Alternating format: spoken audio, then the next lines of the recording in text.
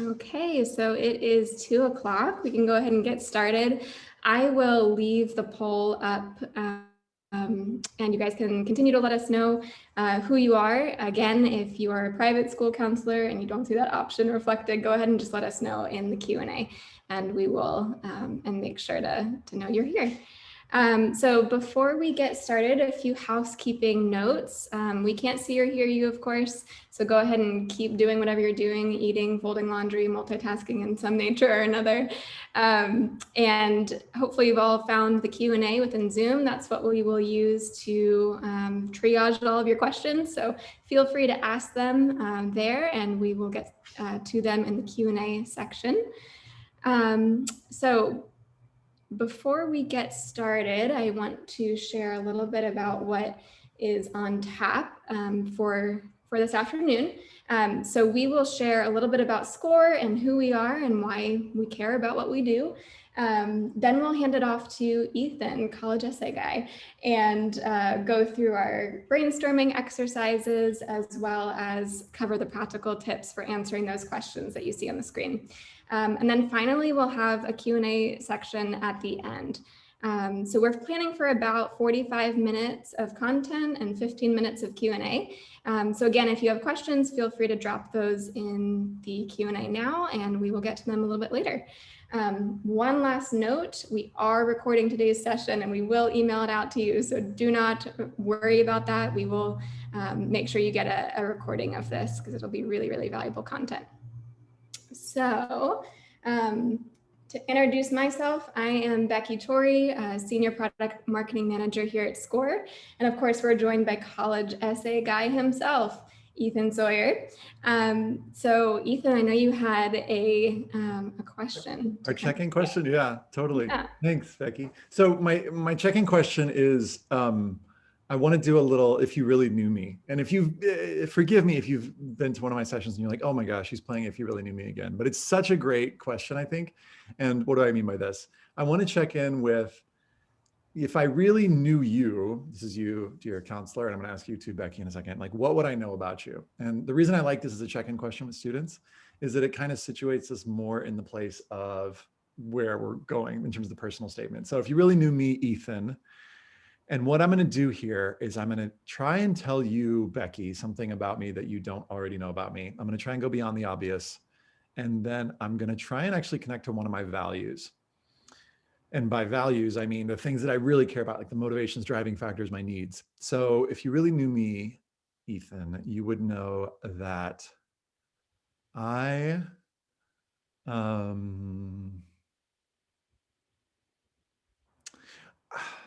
been really focused on productivity and efficiency lately in such a way that I think I've missed out on some like mystery in my life and like space. And last night I like didn't schedule anything and like just had open time. And like mystery, meaning like, I don't know what I'm going to do later, like not scheduling my time actually led me to reading a really cool book on overcoming bias. So if you really knew me, you would know that like, I like focus so much on productivity that I miss out on like whatever the opposite of that, which I'm calling mystery right now. And I feel like sometimes sad about that, but last night it led to like a really cool thing. That's a super long-winded one, Becky. Yours doesn't have to be that long-winded, but if I really knew you, what would I know about you? No, I love that. That resonates deeply. Reminds you to be a human. Yeah, from my standpoint, if you really knew me, you would know that I am constantly editing things to a fault. So if I'm driving down the road and I see a billboard or a sign, I am rephrasing that sentence or just trying to make it kind of flow a little bit better, which is something I have to consciously turn off in my brain just because I love words so much and trying to, communicate as best as I can. So. Yeah, so you got to the value, because I was going to ask, like, what is that value about for you? Like, what is that about for you? You said something about communication. I'm guessing that's important to you. What else? Like, what is that editing thing about for you? Like, what's the value there? I think that words have so much power and meaning, and it's not just semantics. And so if we use the right word, we're more effectively, communicating our message to people and hopefully deepening our relationships and our connections with one another. Boom. Okay, cool. So that's the like little moment where it explodes and I'm like, oh, suddenly like there's more, there's like views into Becky of like, you know, of like, oh, connection is super important to you. And like, I'm also hearing in like the editing thing, like excellence is important to you and like holding yourself to a certain bar of excellence. Exactly. So anyway, that's the little values explosion. So for folks who are interested and willing to be a little bit vulnerable, if you'd be willing to share in the Q&A box, like what is something, if we really knew you, what would we know about you? Can folks, by the way, I should know this, but like, can everybody see the Q&A or just us, Becky? They should all be able to see it, but I'm going to go ahead and see if I can turn on the chat as well. Someone asked, yeah, if you could turn on the chat, that'd be amazing. If folks will share in the chat, that'd be beautiful. Someone's asking if I'm in a sauna. It totally looks like I'm in a sauna, right? Like I'm in this room. This is like my back house that I know totally looks like a sauna, but it's just like a cool paneled room. Amazing. Anyway. I just changed the chat, so everybody should be able to drop your answers there.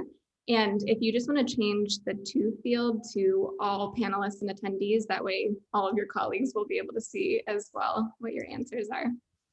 So I'm just going to write the question again. If I really knew you, what would I know about you? And see if you can connect it to a value.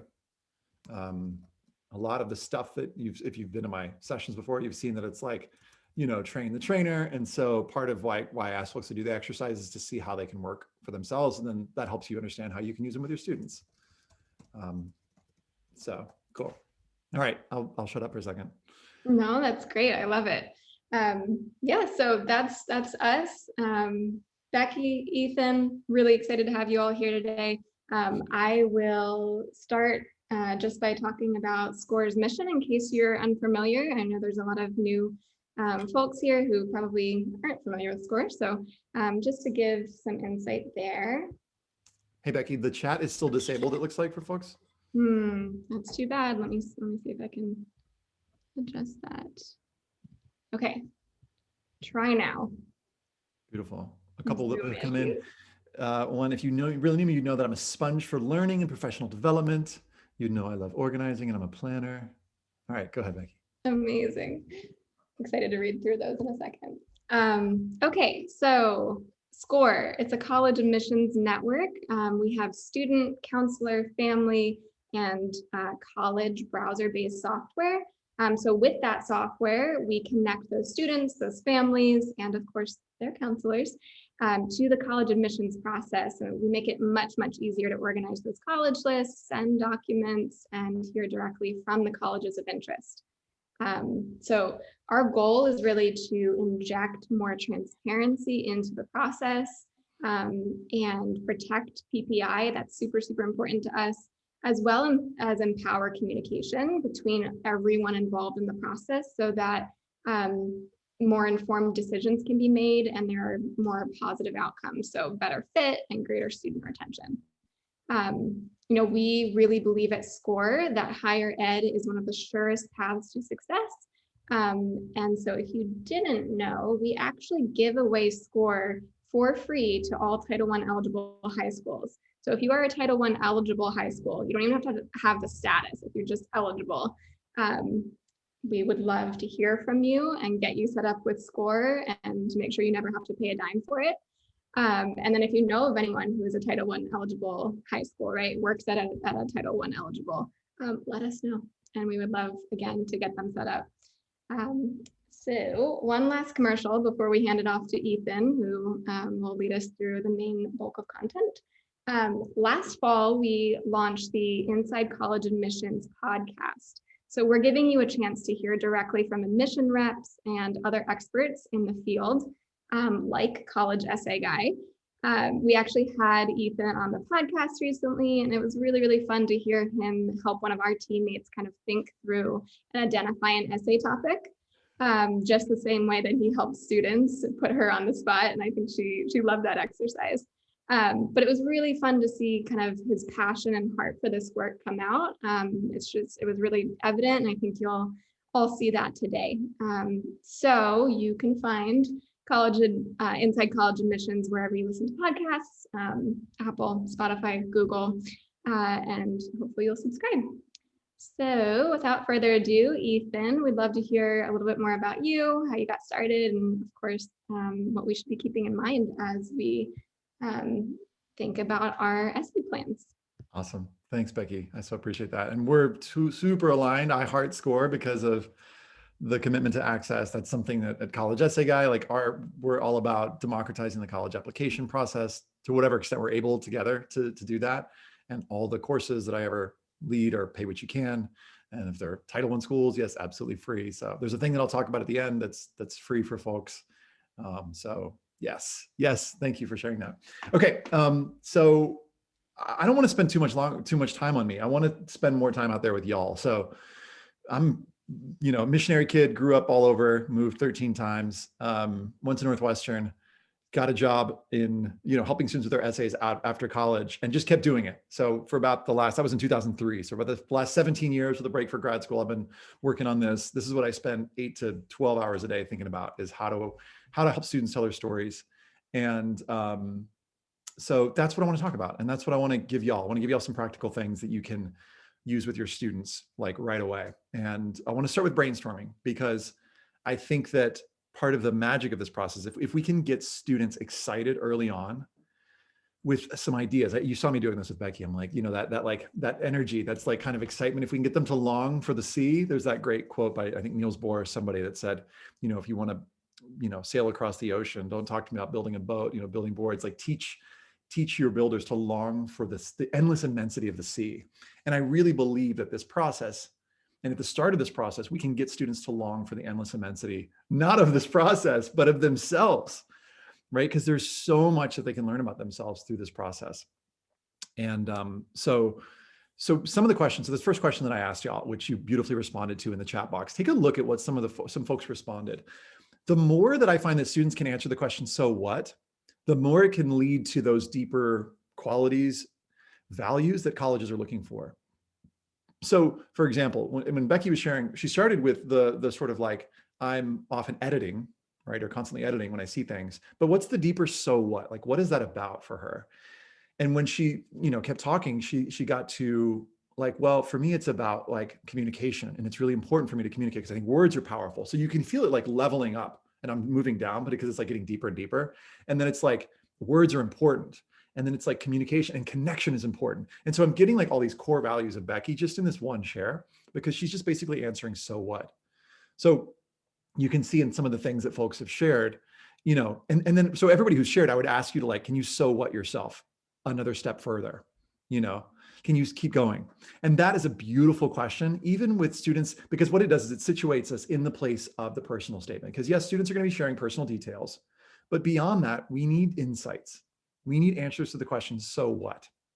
Sometimes students will get vulnerable, right? And they'll start to talk about things that are, beneath the surface. As Becky started to share, it started to get a little bit more vulnerable as she started to get into like those specifics about herself. So those are 3 qualities to me of a great personal statement. And so the exercise we're going to do in just a couple minutes are about bringing in these qualities. What are your core values? What are your insights? Like, how do you answer the question, so what? And then can we get to vulnerability? So I want to share with you a few simple exercises, and maybe you can throw up the one of our polls, Becky. The first poll is like, were you present for, I'm just curious if folks were present for the first time I led this webinar, which was like a month and a half ago, because I've changed some stuff. And then the second poll, I'd be curious to know, is like, have you heard of the I love or I know exercise? So Becky will throw that one up in just a minute. But what I'm gonna do is I'm gonna spend about 15 minutes talking through some of these brainstorming exercises that you can lead with your students. I'm gonna talk to you about where they came from, and then we're gonna go through the main content, which is like, okay, how do you develop your essay workshop plan? But I wanted to start with brainstorming because I think it's really where the magic starts and how we can get students excited and energized for this whole process. So if you got a pen and a paper nearby, that would be awesome. I should have prepared y'all for this. Sheet of paper and a pen, if you're old school like me and you wanna write. If you wanna just type the answers to these, that's okay. Let's see, can we see the record of the poll? Let's see how we're doing. What is how many folks, what percentage attended? No, most folks, oh, no, 90%, oh, great. Then I don't have to be self-conscious about that. And then the second poll, well, then that answers kind of my second question, so we don't even need to put up the second poll. Okay, so I'm gonna guide y'all through this exercise, and it's called I love, and it goes like this. So what I'm gonna do is I'll model it first, and then I want y'all to do it. And then this is an exercise that you can totally do with your students, and then I'll share with you how it's going to lead to a potential topic. So I'm going to make a list of things that I love, and I'm going to spend about 45 seconds doing it. So here goes. My name's Ethan, and I love the quality of light that's happening right now. I love doing webinars. I love teaching. I love enthusiasm. I love the color blue of this pen that I'm holding here. I love wearing blue shirts. I love the hummingbird that is randomly outside of my glass right now. I love spontaneous nature in this new place where I now live. I love that I kind of look like I'm in a sauna. I love my grandmother who passed away this year.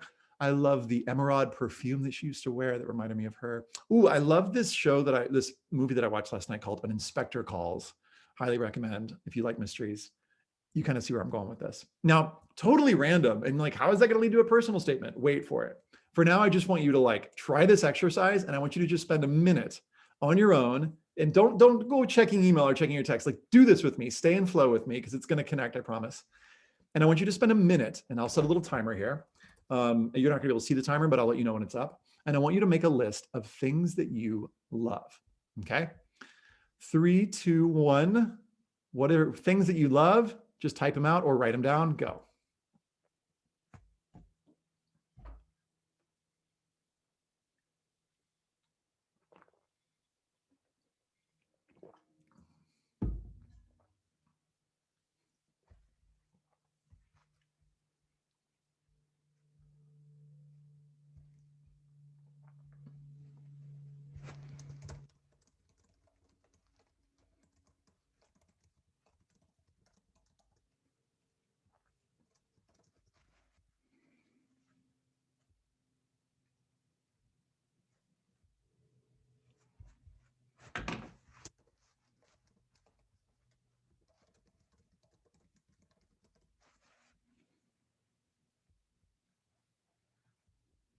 If you just joined us, we are making a list of things that we love.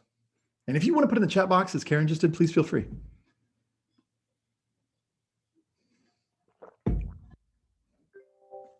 All right, time's up. That was fast, right? Okay, part 2 of this exercise. I know. So not just things that you love, but what do you know a lot about? So I know a lot about college essays. I know a lot about college admissions. I know a lot about college basketball. I know a lot about The Voice, about like, I know a lot about how to do accents. I know a lot about mysteries. I know a lot about movies from the 90s.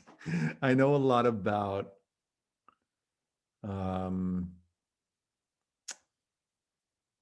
you see where I'm going with this. I could keep going, but do your best. And I'm going to set another timer for a minute. And I want you to make a list of things that you know a lot about. You don't have to be like, I am an expert on this, but just things that you could kind of talk on and on about, things that you can geek out on. 3, 2, 1, you know a lot about what, make a list, go.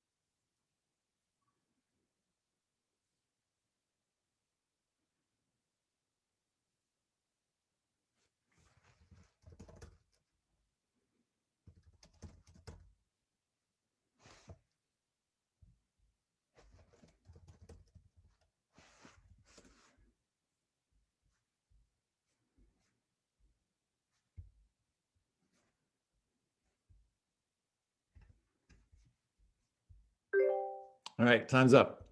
Okay, so these are 2 simple exercises that literally take 2 minutes, but I want to show you, I want to do a little follow-up to this and show how this starts to become essay, potential personal statement worthy. So I'm sharing with you on screen a list of values. So I want you to go back through your list of things that you love and things that you know. And I want you to go and I want you to see if you can just hashtag it with different values. So for example, I said I knew a lot about college essays. So the values that I might put beside that are like connection, vulnerability, productivity. So just put your values next to some of the things that you've written that you love and know that you recognize what the values are for. In other words, you can recognize the connection between the thing and the values. So if you listed, history, what does that connect to? Like, what are the values? What's the so what connected to that for you? I'm going to spend just another minute or so doing this so you can kind of see how this works.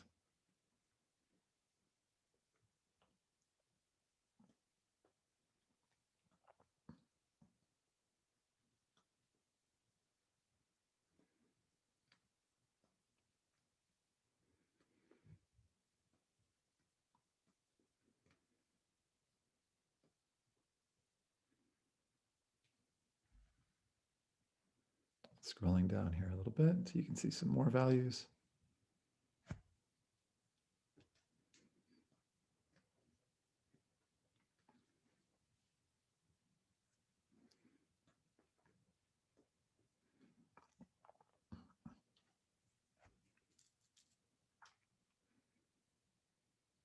Now I want you to look at what is the thing that you think that you could talk most about.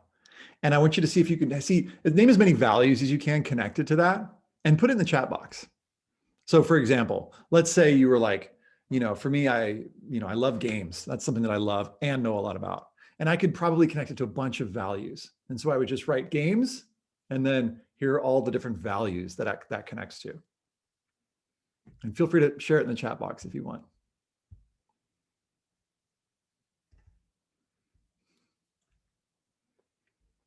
Kate, mindfulness is a great one. What are the values that mindfulness connects to you? April, travel is a great one. And diversity is a cool value. Can you give me, what are the other values that connect to that? Mark, beautiful. Outdoors and camping connects to adventure, friendship, new experiences. Great. Holly, great. Sports. Besides relationships, what are some of the other values that connects to?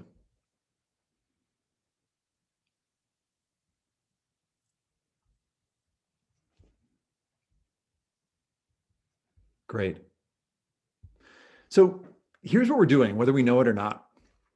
We're actually testing some of these topics to see if they're going to be potential essay topics. So what do I mean by this? So you've got your list of things that you love or know a lot about. When it comes to helping a student find a topic, I'm looking for two things. I'm looking for number one, is it a topic that's going to be somewhat elastic? And by elastic, I mean, is it going to be something that's stretchy enough to help them connect to many different sides of themselves? So some of you, for example, like let's say Mark, who wrote about outdoors and camping, he's got adventure, friendship, new experiences. I bet you, Mark, you could probably come up with 6 or 8 more values connected to that, right? And so that's going to be a really stretchy or elastic topic. Whereas for me, if I were writing about, Australian history, like that's not as elastic for me because I don't actually know a lot about it. And so I'm not gonna be able to connect it to a lot of my values. Okay. So what we're looking for, number one, is like something that's elastic. And you can usually, when you're talking to a student, you can tell if they're so on fire for something that it's like, oh yeah, this is like your thing. But then the second thing that we're looking for in order to help a student stand out is the topic potentially somewhat uncommon, right? Now, a common topic is going to be the ones that we're really familiar with. Sports, right? Common sports, especially basketball, football, lacrosse, and then there are like common instruments like violin, piano, and then there's the mission trip essay. So these are all common topics. But when we're talking about uncommon topics, we're talking about things that might be a little bit more unusual, right? And there are all sorts of things. Like, for example, Susie wrote down interior design. Like, I don't see a lot of students writing about interior design, so that might be a potential uncommon topic. We've got, let's see, Sunday mornings, from Tracy. Like, cool. I don't see a ton of students writing about Sunday mornings. Chocolate, beautiful, Kathy. And hi, good to see you. So chocolate would be a somewhat uncommon topic because how many chocolate essays have you read, right? France, from Julia. France could be a potential essay topic, right? Because it's somewhat uncommon and it's somewhat elastic. So next thing, look through your I love and I know list. And if you feel like it's a topic that you could really talk a lot about, write the letter E beside it. E for elastic, meaning this is something that I feel like I could really talk a lot about. Okay, so take a minute to do that.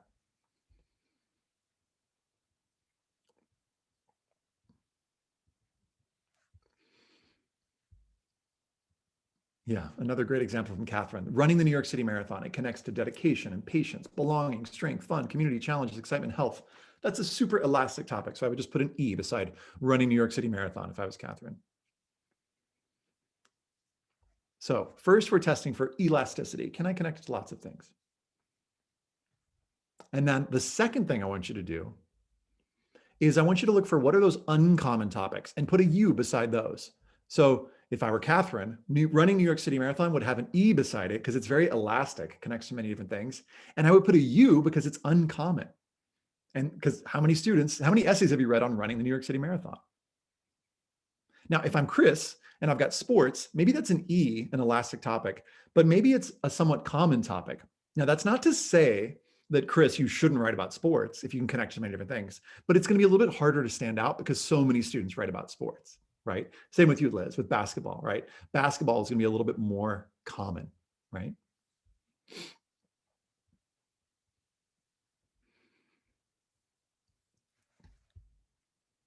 Escape rooms, Jenny. I mean, how many values can you connect to escape rooms? I mean, that's a beautifully uncommon topic. So it's you. Is it elastic? Could you connect it to many different values? Do you kind of see the game we're playing? What we're looking for is we're looking for something that, again, is elastic, can talk about lots of different, connect to many different sides of myself, and uncommon, if possible, because that's going to help it stand out a little bit more. Look at some of these uncommon topics: music producing, dressmaking, skylines, reality TV. Now, reality TV is a tricky topic because it's like many times there will be a stigma attached to that. And so you have to spend part of the essay like overcoming that sort of, stigma attached to that. Heidi's saying, I think it's hard sometimes because students don't necessarily know what's common. They think the mission trip essay is unique, sometimes hard to burst their bubble when it's so important to them. So here's what I would advise, Heidi, and you can do this in a workshop setting. So the thing that I'm guiding you through right now is an exercise that you can guide students through. I love, and you can do more than a minute. And then I know you can do a minute or two. And then, this is one of 7 exercises. I'm not going to do all of them with you right now, that you can help use students to help generate content ideas. And then once you've helped them generate some ideas, we have to give them some sense of what they're looking for. Heidi, I'm so with you that there's like, if we burst their bubble, then they're like, what do I do? Now, I'm a fan of generally being a burster of bubbles early on in the process because it's not personal. And because I want to burst the bubbles early on so that not later on, like 3 months into their, working on this mission trip essay, they realize they have to start over. So I want students to have that bubble burst early on. And then I want to give them more exercises for generating other ideas so that it's not like, should I write the mission trip essay or not? It's like, well, I have all these ideas and how do I pick among all these cool ideas? So the first exercise that I've shared with you is this I love and I know exercise. And then I've kind of given you this and here's how to tell if it's a good topic or not. Now, where did this come from? So about a year ago, I went through 300 past essays from students that I'd worked with over the years. And I was like, what do these essays have in common? How can I, look for some patterns? And what I found is that students were, first of all, either writing about a challenge or not. Some students have faced big challenges and they want to get some sense of like how to write about that. And that's one particular essay. I call it the narrative essay. But then there were all these students who either didn't have challenges or didn't know, didn't want to write about the challenges they faced, but they needed to find a topic. And what I found, and I call this the montage structure, is that there were about 7 different ways that students were finding their topics. And the first way is the way that I just shared with you. They were writing about something that they loved or knew a lot about. So they were writing about plants and how plants connect to all these different sides of their lives. Or they were writing about, you mentioned dressmaking. They were writing about crocheting. Or they were writing about, in some cases, more common things like, writing about that they loved, coding, or they loved, just, hanging with their friends is kind of a boring one, but they love spending time with their family, a more common topic. But it's possible to write a great essay just using some of these things, right? And the reason why I love and I know that these things are things students have a lot to say about. So that's one. But I found that there were many other ways. There were 6 other ways. And I'm going to mention them briefly, and then I'll share with you a resource later where you can. So if you want to write these as we go, great. If you can't, or that you just want to listen, that's fine too. So the second thing that I found oftentimes was inspiring students to write their essays is I have this exercise that I won't lead you through right now, but it's called the essence objects exercise. That involves helping students to identify what are objects, specific things in their life that represent different parts of who they are, right? And they make a big list of these. And it could be that these objects, the objects in the room, something that they carry in their backpack, the backpack themselves, could lead to an essay topic. And so the second way, or the second path, is the essence objects path, or the stuff in my room path. And there's a whole exercise that, again, I'll share with you at the end that you can guide students through if you want to do that exercise with them. So the third way that students were finding to find their topic is based on a skill or a superpower. So what is a skill or superpower? I'm talking about things like, listening, or it could be something more, like solving problems, or it could be something like, being the not the lead, but being the support. And they could talk about how in their lives, listening had manifested in all these different ways. I listen with my family. I listen with my friends. I listen in this particular club. I listen in the classroom. And so we get to see all these different sides of themselves, right? And so it could be that superpower or skill of listening is the theme that connects everything. So that's the third way. The fourth way is that some students were writing about a career that they were interested in. Some were really excited about endodontics, or they were excited about becoming a doctor, an engineer, or a lawyer, or a chef, or a dancer. And so the essay basically became a series of paragraphs where they gave a sense of what are the values that they've developed throughout their life that led them to that eventual career. And there's a whole exercise connected to that. It's very short. I won't get into it right now. I'm just doing high level right now. The fifth way that students sometimes found to write a topic was based on an identity or a series of identities. So some students, for example, identify as introverted. I'm the introvert, but here's how that served me in my life. Right? Or I'm going to identify as Greek, and here's about what's 5 things that are awesome about being Greek, and that becomes their essay. Or it could be that the student brainstorms multiple different ways that they identify. I'm a dancer, I'm a meme lover, I'm a coder, right? And so each of these could show some different side of who they are, and who I am is the intersection of all of these different identities. So the fifth way is identities. The sixth way that students have sometimes found their topics is by the homes that they found. Or so it could be a home, like my home is in the weight room, and here's everything about how that connects to different sides of me. Or it could be, here are all these different homes that are meaningful to me. Like I'm at home on the dance floor. I'm at home when I'm with my little brother. I'm at home when I'm in the kitchen. And so each of these different homes could create a different paragraph that could connect to a different side of the student. Now that may seem like, well, that's going to be all over the place. Well, if you set up clearly at the top, here's a place that I'm in home, but that's not the only place I'm at home. I'm at home in other places too. And then boom, we've got a clear, okay, this is the college essay, and we get all the different homes. And then the last way, the seventh way, there are other ways, but I'm going to keep it to 7 for today. The seventh way is an uncommon extracurricular activity. So something other than sports, other than, the mission trip, other than, common instruments. And one of the things I'd like to do is to give students a little guide to what are some of those common topics so that they don't think about those, or that they don't think about them for their personal statement. And I can share more about why in just a minute. But I feel like some students are interested in uncommon things like, stamp collecting, which is somewhat uncommon these days, or, rock climbing, some of these things that are technically extracurricular activities, but they could be a little bit more uncommon and help them stand out.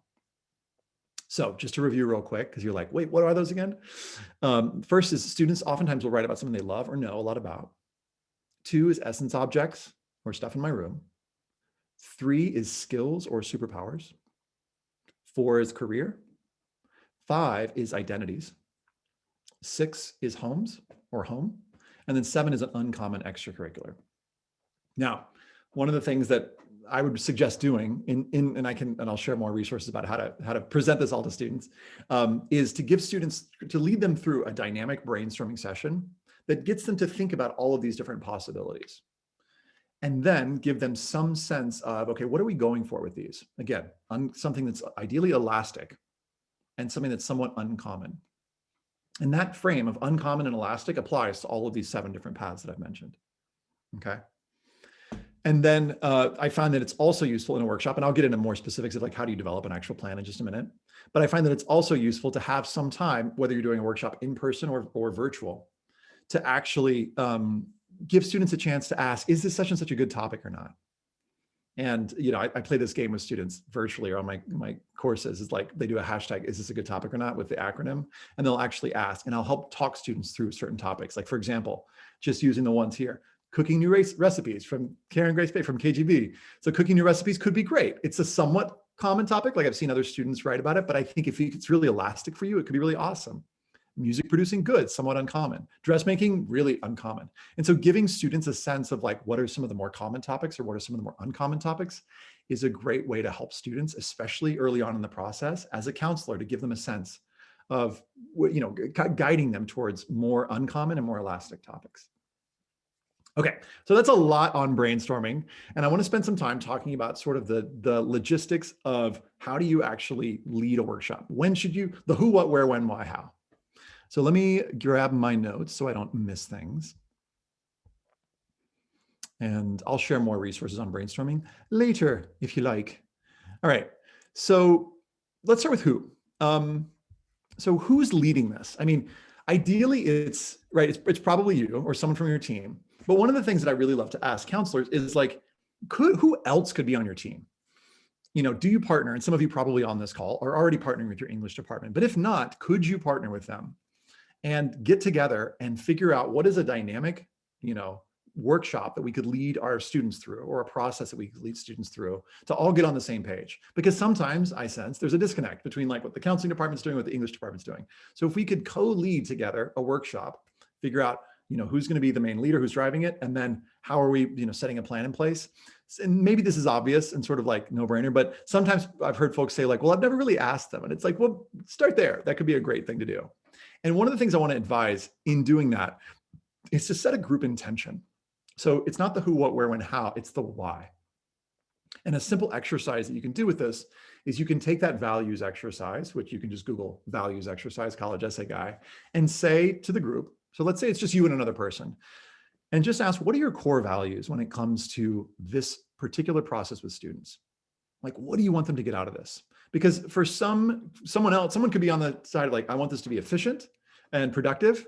And someone else could be like, I want this to be about creativity and personal growth. And that's not to say that you can't have a workshop that's both of these things, but just making sure that the way that you actually map out the workshop is aligned and you're on the same page in terms of the core values and the main goals. And we're talking about main goals of the workshop, but I love talking about it in terms of values because I think that makes it a little bit more personal. So yeah, so as you're potentially mapping this out, getting at the why with folks, I think is a super good idea. Another thing that I found to be really useful in terms of the who is, you know, one person doesn't have to lead the whole thing themselves. It could be that, for example, let's say you're leading a workshop, an essay workshop, and you're leading, let's say, some content. Let's say you're leading through some brainstorming exercises because you go through these brainstorming exercises. Oh, these seem kind of cool. I'll share with you some resources and you kind of learn them yourselves. And students are kind of coming up with ideas, but they're wanting to ask some questions. Well, if you're leading the workshop, it's hard to answer everybody's questions. Well, you can have somebody else in that Zoom call to be kind of like your person answering the questions on the side. And then potentially, as you get further into the process, to be your person who can do mini breakout sessions with students. So one format that we've used in the past, for example, is I'll sometimes do like a 3-day boot camp, which is like a Monday, Wednesday, Friday, where we'll do brainstorming on Monday. Wednesday, we'll do outlining. And Friday, we'll do revising. And on each of those days, I've got specific things that I'm having students do. And then on Tuesdays and Thursdays, sometimes, counselors will meet with students and they will have them, you know, basically join for a 90-minute Zoom call. And they'll, you know, the counselor will basically be on call to answer questions publicly with students, but they'll also have a second counselor or teacher or, you know, parent or mentor figure who's answering specific questions that students don't feel like having answered public. And so that's a simple way to potentially partner. I can answer more specifics about that soon. But let's talk about the what. So what are some different models? Like, how do you actually structure this thing out? So there are a few ways to do it, and I'll give some examples of schools that I know about that I've worked with over the years. So there's a charter school in Los Angeles that I worked with over several years that chose to do an intensive boot camp over a long weekend, you know, 2 or 3 days in early June. And I think the best time, I'm getting into the why a little bit, but I think the best time for students to do this is once they finish their testing, before they've kind of gone away for the summer, sort of that May, June time is a great time to kick things off. And so in this sort of like, you know, short, you know, 3-day boot camp, for example, all of the brainstorming happens live. Students are drafting, they're revising. You know, if you're working with students in person, I think having a small-ish ratio, as small as you can get, is great. But I found that it's also possible to have, some of the brainstorming happening live, in other words, in a large group session, and then pairing students up individually. And it's trickier live, right, with social distance, but it's definitely possible virtually to have them giving each other feedback on these sessions, and equipping them with specific questions and things that they're looking for in helping other people come up with ideas. So just to give a quick example of this. So if, for example, let's say we're doing a 3-day boot camp or a 4-day boot camp, and we've got students who are, going through a brainstorming process. One thing that you can do, a simple question that they can answer for each other is like, how elastic and how uncommon is this topic? I'm going to put you into breakout rooms, and I want you to look at, talk to each other about your potential topic ideas that you've come up with, and ask, is this elastic and is this uncommon? In other words, can you connect this to a bunch of different values, and is it somewhat uncommon? And students can actually give each other feedback on these kinds of things. Now, are they going to know always, if it's somewhat uncommon? Not always, but having somebody to just kind of bounce ideas off of can be really useful. So option one is sort of like the epic, not epic, but 3-day boot camp where you've got them for like anywhere from 3 to 6 hours. The value of that is that students are like getting in there, they're doing the work. If you can do it in person, and students can have an opportunity at the end of that to share with each other what they've written, that can be really beautiful. So that's sort of like my ideal, perfect world scenario. But you can also do kind of like a toned down version of it. So if you don't have the luxury of having students for like a epic boot camp, you could just do a college essay kickoff workshop. And again, I think this is a great one to do in June. You can do this, it could be an hour, it could be 3 hours long. There's one that I, do with a school in Washington, where we'll do the first hour and a half, we'll focus on personal statement, and then we'll do a break, and then we'll talk about the UCs, because a lot of the students at the school apply to the University of California schools, and then we'll do like 45 minutes on the UCs, and then we'll do like 45 minutes on the activities list and the Why Us essay. And the value of that is like, okay, students are only committing to a 3-hour chunk, and they're getting inspired. Hopefully they're starting to long for the endless immensity of the sea, learning a little bit about themselves. And then over the summer, they're working on their own to do that. Not as much time, but totally doable.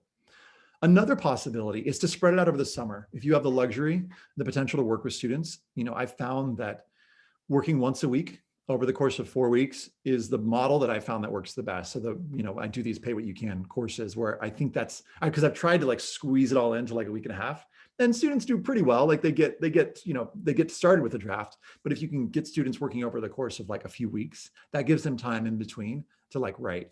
So the simple way that you can structure that is like week 1, brainstorming, week 2, outlining, week 3, revising, and then week 4, refining. I've got lots to say about each of those individual steps, but just right now I'm going to keep it high level. And then another possibility is doing one of those larger boot camps, sort of like a week-long boot camp at the end of summer, August, like right before they come back into school. I'm slightly less of a fan of doing it that way, because I feel like if students don't get everything done during that time, they feel stressed or they feel like they've failed somehow. If you do it earlier on in like late May, early June, students have the whole summer to write. I'm probably preaching to the choir here. If you wait until the end of August, cool, they had their whole summer to do things, but then they're like coming into their, most busy time, biggest extracurricular load, all the things that come with senior year fall. So I'm a fan of like getting students started over the summer so they have that time to write, revise, marinate, all the things. One element that I think is really important, and I'm just going to share my screen real quick, is helping students get a sense of, what is the difference between an English essay and a personal statement? And so in these workshops, one of the things, and you can screenshot this if you want, that I'll talk to students about. And if you end up talking to your English teachers and engaging with them on this is a simple, like little image that you can use with them to give them a sense of how these differ. So like the purpose of the personal statement is obviously to demonstrate all the values and skills and qualities that students are going to bring, which is different, right, from the making an argument and supporting it with evidence. You're going to use I statements, more vulnerability in a personal statement, whereas you probably won't do that in an English essay. You may not have a thesis in a personal statement, whereas you probably would, in an English essay. So just giving a little bit of time to that, I think, can help students situate in terms of, well, what is a personal statement and how is it different from all the other writing that I've been doing? So we've covered a little bit of the who, a little bit of the what, and a little bit of the why. In terms of where do you lead your workshop? If you can lead students in person, I think it's so awesome. and do it safe, do it distance, great. But the other thing I want to say is, like, I think it's really possible to lead a dynamic workshop online. We've found that it's really effective actually for students. Is it as the same as being there in person? No, but in terms of some of these exercises, one of the ways that we do this is and structure it is like, if you can create a space where students, where you have a series of agreements at the start of a workshop, where students agree to confidentiality, and they agree to not for example not share what's shared on the webinar outside of it. If they can agree to respect one another, there are some other like sort of agreements that we'll go through, and you can create a safe space where students are sharing ideas. I find that oftentimes students will be willing to share publicly, here's some of the topics that I'm thinking about, and you can actually give them feedback live in a group setting, and students learn a lot from that. The feedback that I often get from workshops is like, it was really neat to see you talk through other students' essays, because then I was able to think through like potential topics, or I was able to think through I was able to see the way that you were talking through a particular students, the way it was structured. I was able to figure out the structure from my essay. So I just want to encourage folks to really consider opening up. And I know that's vulnerable. It's vulnerable for you and it's vulnerable for the students, but it can be a really powerful way of teaching. It's really just a matter of creating that psychological safety sort of early on. Okay. Okay. So in terms of so we talk who, what, where, when. Oh, the when. So in terms of when, like I said, I think the best time is late May, early June. That's sort of the most ideal time in my experience. And then, follow-ups. I think it's good to give students an intro to the supplemental essays, even early in late, it's sort of like at the end of the year before the summer starts, so they can sort of get used to the idea that they're going to be writing a bunch of essays. And I've got some resources that I'll share in just a little bit on that. Let's see, what else? What questions y'all have? Go ahead and throw them in the chat box. Here we go. Great. What advice do you give to students before they peer review? How have you found this process helpful and not helpful? How can one head off problems here in advance? Yeah, so great question, Ursula. So one of the things that I think is so important is to be really specific and limit the scope of what we're asking students to do within those peer editing sessions. So for example, this would be bad advice. If I was, for example, let's say I'm leading a Zoom call with 80 students and I've just led them through some brainstorming, and let's get further along where it's even more vulnerable, where they've brainstormed some different ideas. And let's say they've brainstormed a potential essay topic. If I were to just say, okay, I'm going to pair you up and I want you to share essay topics with each other, and I don't give them much more advice than that, or much more guidance, then they might kind of wander, and I don't know that that's necessarily going to be useful. But one of the things that I try to get more specific with is let's say a student has gone through the 7 different types of montage essay that I mentioned to you all. One of the things I might say is okay, so what I want you to do right now is I want you to spend 3 minutes and I want you to identify 2 or 3 of these potential paths that could work for you. So I'm getting really specific with my ask. Okay, let's say, for example, you think the identities path, the essence objects path could work, and maybe the I love, I know, you've got something there. And so what I want you to do is I want you to spend 3 minutes just writing down what those 2 or 3 paths are. And there's a little specific thing called a jellyfish that I have them create. I want you to create a jellyfish for each of those. And what that means is basically just a simple brainstorming. So it's if they are creating a games, jellyfish, and I'll show you what this looks like because it's kind of fun. And the student might create, okay, games is my topic. And then here are the different values that I was able to connect games to. What I'll say to students, okay, now I want you to spend 5 minutes with a partner right now. And I want you to share your different jellyfish, which is the different topic ideas. And I want you to, as a partner, first of all, just listen. So you don't have to say anything while the other person is sharing, okay? And then partner, once the person is done sharing their jellyfishes, I want you to share which of these ideas seemed to you most elastic. In other words, they were able to connect it to most different sides of themselves. And the second thing I want you to share is which one of these ideas did they seem to, the sharer, whoever was sharing, seem to have the most energy and excitement around. So they share games and they're there's this one and there's this other one, I don't know. And then they share this other thing about Australian history and they're just oh my gosh, let me tell you about Australian history. And they're just they've got this energy around it. And so what they're doing is they're giving feedback on 2 specific things. Here was the one that seemed the most elastic, and here was the one that you seem to have the most energy around. Okay. And that's all they're doing in the 5 minutes. They're doing that with each other. So if I can get super specific about my ask and limit the ask, then that's a way to potentially, as you're saying, head off problems. Cool. Oh, someone's saying, I'm excited. What do you do if you're homeschooled? You can still totally do these exercises. I'll share more on the exercise in just a minute. I welcome more questions. Let's see. When I talked about the who, but I'm just making sure that I talked through my notes. Where?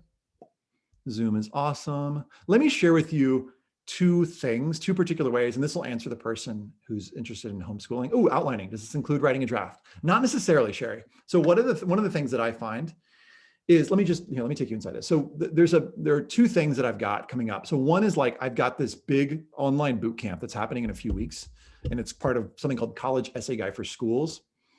And what I'm doing in that boot camp, and by the way, it's pay what you can, i.e. free, and I really mean that, it's totally free, where students basically walk through this process. But the cool part of it is, if you want to guide students through workshops, it's got all of the materials inside for you to like lead your own workshops. Let me show it to you really quick.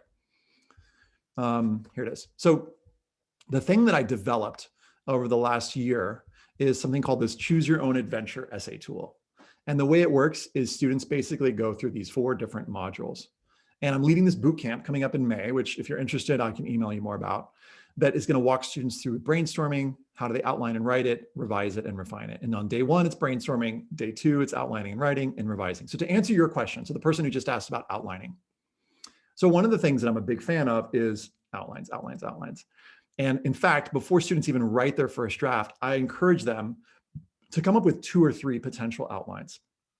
So, and how do you do that? So for example, let's say a student has, I'll just talk about I Love, I Know, because I've talked about that a little bit. So inside the tool, there are like videos that go through this whole thing.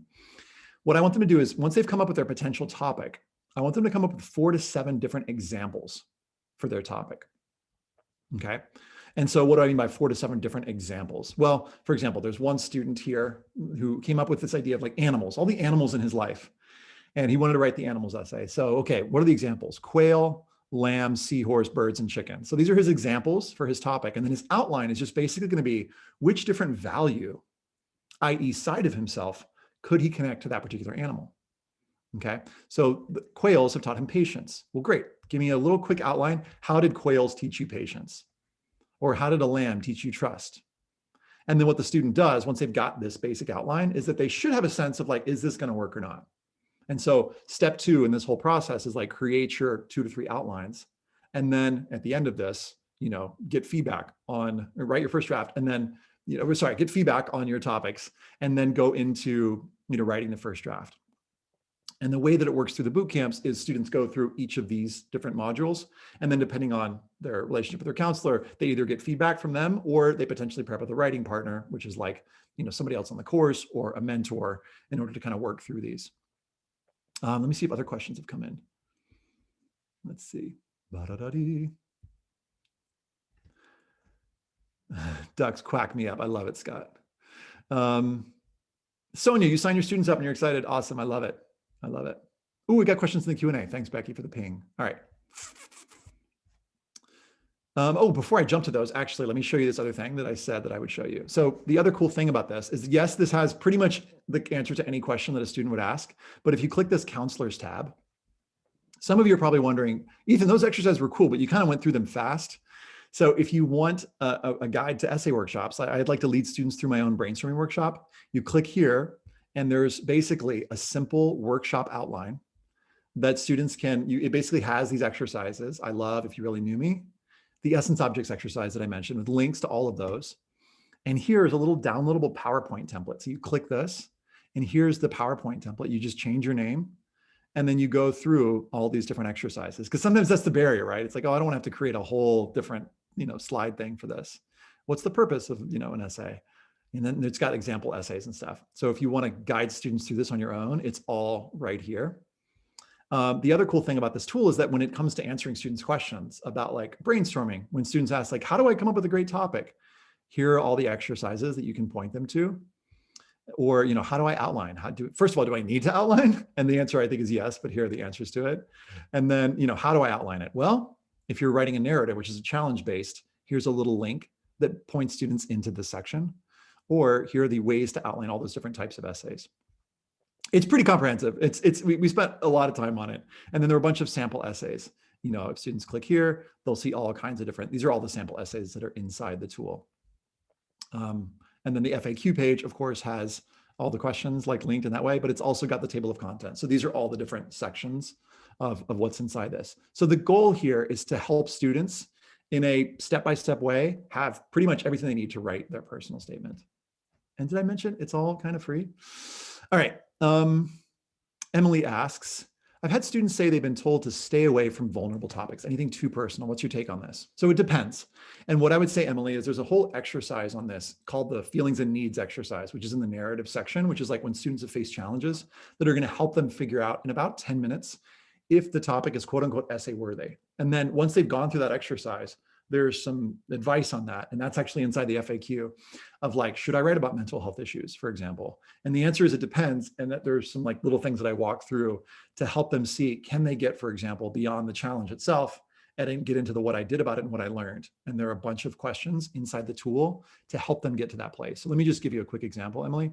Let's say a student was writing about something like mental health issues or like depression. Well, what I would have them do is go into this, they do the brainstorming, which is the feelings and needs exercise. And once they do that, when they get into the outlining, they brainstorm the challenges and effects. So here was the mental health issue, and here's the way it impacted me. And then the what I did about it. So this basically module is going to walk them through, can I brainstorm lots of different things, actions that I took in order to work through this? And they brainstorm them with active verbs. And then can I work through, in terms of the what I learned, you know, all of the different, you know, what are the insights basically that I developed? And one of the things that I tell students to do is to focus on one or two potential values. Like, what are the values that you gain from this experience, and focus in on those and see if you can articulate those in a sentence or two, because that can give that like little so what moment at the end of the essay. And then when it comes to revising their essay, because sometimes students get stuck on stuff, it depends on where they need to revise. But if they need to revise the what I did about it section, because they're like, well, you know, I don't know that I really did much about it, then there are all these questions. So 11 ideas for improving the what I did about it part of your story. So like, what did you do as a result of your challenges? What moment changed things for you? Did you take responsibility for anything you hadn't before? Where did you go that you'd never been before? Did you earn money to pay for anything? Did you become more engaged with social justice issues? You know, so it gives them all these questions so that they can start to thicken the middle of their essay. And then same for the what I learned section. When they get into here, if they're like still having trouble thinking like, well, what is, like, I don't know how to come up with an insight. And we talk about common versus uncommon endings. So the common endings are like, I learned that if I put in the good work, good things will happen.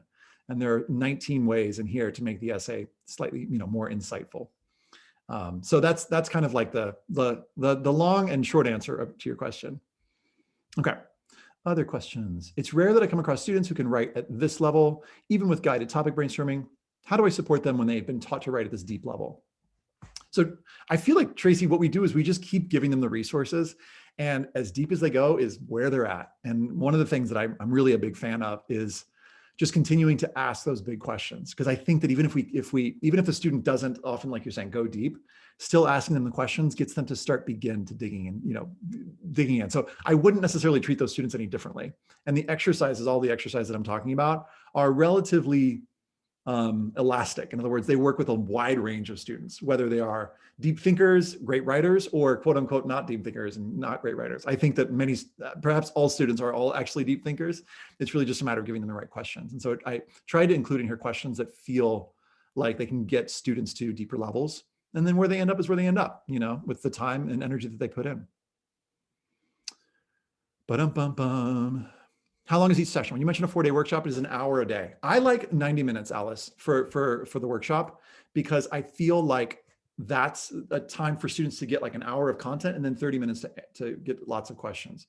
Could they do it as an hour? Yeah, sure. But I think 90 minutes gives a little more breathing room. So that's what I'd recommend. We're excited to offer your CEG workshop series. Awesome. Doing an in-person one for them early August. Love it. If they've done your workshop earlier in the summer, then mine. Any suggestions how to keep it fresh later in the summer?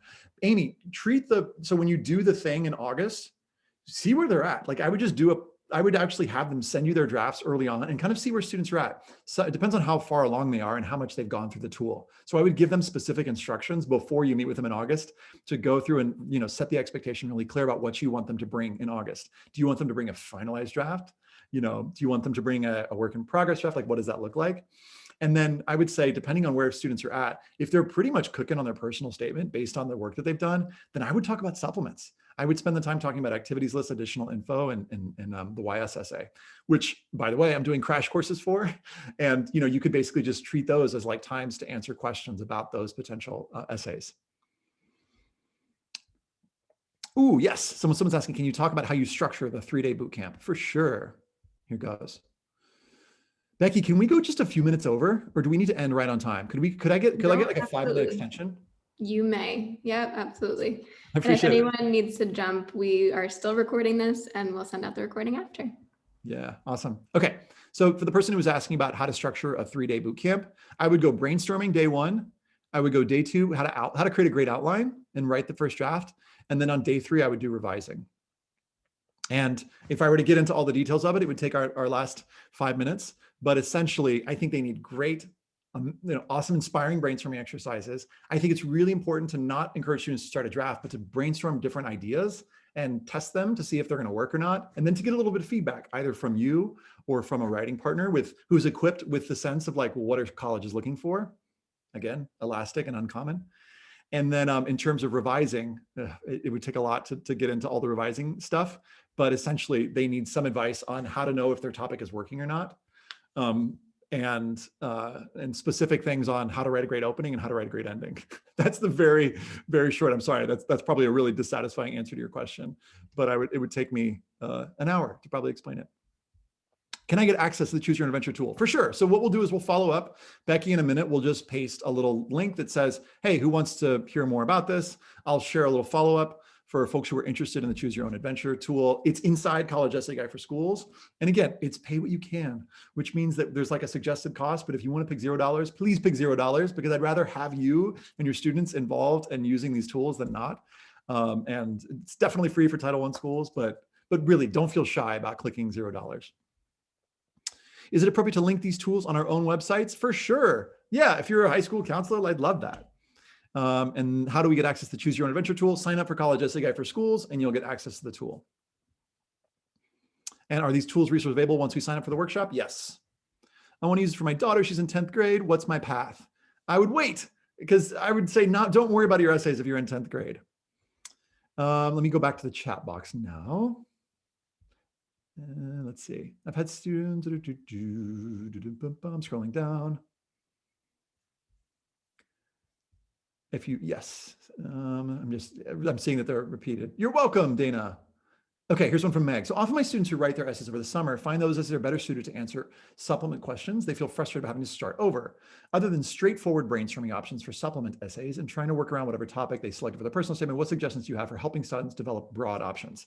Meg, so go back. I don't know if you can watch the recording, but it's all in this. So here's what I'll say. I'm excited here because I feel like, and you can test this year, Meg, but I feel like if students are using these different paths that I mentioned, so the ones that I mentioned, the 7 different montage paths, if students are writing about things like they've chosen one of these 7 paths and they've brainstormed multiple ideas, first of all, one of these ideas is potentially going to work for them. They probably won't have to change it because what these ideas are geared towards doing, these paths, is capturing many different sides of who they are. Okay. So even if they like change part of their topic, so let's say, for example, they're writing about an I know. They're writing about plants. And here's how plants connect to different sides of me. And they decide, oh, I don't love the plants idea. Well, great. Pick the identity one or one of the other ones that you brainstormed during this time. So this allows them to sort of shift around or take part of the plants essay. And I know that you're interested in business. So could you combine the plants and business idea? Could it be like how working with plants has led you to realize that business is like your jam? Like, could it be kind of like a little hybrid thing? And so this is hopefully going to set them up with lots of ideas and a sense of kind of what colleges are looking for so that they won't feel as frustrated and like they're starting over. They're actually using those ideas that they've generated and just, putting them into a slightly different path. Can you please share the link? So you'll have to sign up. You'll have to go to CEG for Schools. It's super easy to sign up. It only takes like a few minutes, Diana, and that's how you'll get access to the Choose Your Own Adventure tool. And that's how you get access to the 4-day bootcamp. So just to be really super clear, y'all will get a link for College Essay Guide for Schools. This is on my website. And there's a virtual bootcamp that's coming up in May. There are a couple different options. There's one coming up in May. There's one coming up in June. And basically students will walk through the bootcamp, and then they'll get access to the tool, and it walks you through. It's all pretty simple and straightforward. All right, let's do like 1 or 2 more questions. So Julie asks, is each session is 90 minutes in a 3-day workshop or longer? That's what I'd recommend. 90 minutes is a good chunk to like have them have their, energy and focus. Once we get past that, you need a break. So you could do 90 minutes and then take a break and then make 90-minute like co-working session where students are all working together. That works really well too. Thanks, Shelly, for pasting the link. You're welcome, Ursula. Thanks, Karen. Looking forward to having you on series. Oh, hey, Eric. It's great to see you. All right, let's see what else. To jump off into the meeting. This is awesome. Okay, cool. We don't have a ton of other questions that have popped up. So I'm so grateful. Thanks, Becky, for having me. And yeah, this is what I'll say to folks. If you've seen or heard me present before, this is like the latest, best thing that I feel like I've developed, and we're trying to make it super accessible for folks. And this is the best idea that we have so far. So we'll follow up with links and stuff. That's wonderful. Thank you so much, Ethan. I definitely think you win at the webinar game. This was fantastic. So much energy. Yeah, thank you for sharing that with us. It's definitely clear that you make people feel very seen, and thank you for just sharing your talent. We will share the recording and the resources link, all those links that were mentioned in the replay email, as soon as this all finishes processing. So thank you again for joining us, and hopefully we'll get to see you guys soon on a future webinar.